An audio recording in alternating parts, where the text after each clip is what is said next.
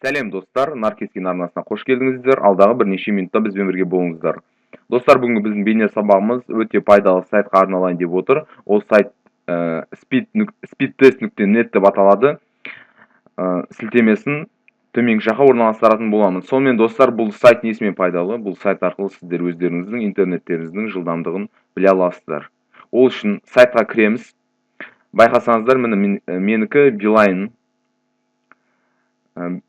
Тестті бастаймыз.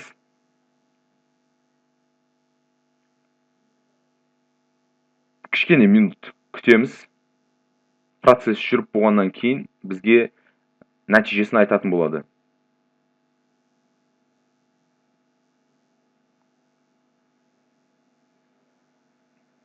Бірнеше минут алады. Байқасаңыздар, download speed деген бар, одан upload speed деген бар. Яғни download деген интернеттен жүктеп алу жылдамдығы, және upload speed деген интернетке жүктеу жылдамдығы. Мысалы, uploadқа YouTube'қа бір нәрсе жүктейтін болсаңыздар, осы upload speedке қарайсыздар. Ал интернеттен бір нәрсе жүктеп алатын болсаңыздар, download speedке қарайсыздар.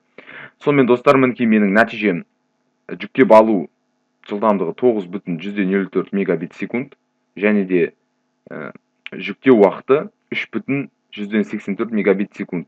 Сонымен достар, сіздердің нәтижелеріңізді күтем. Астына пікір ретінде өздеріңіздің осындай жылдамдықтарыңыздың санын көрсетсеңіздер болады. Осы бейне сабақ сіздерге пайдалы болды деп ойлаймын. Осы сайт жайында мен бүгін бір досымнан естіп білдім. Сонымен достар, келесі бейне сабақтарда жүздескенше аман сау болыңыздар.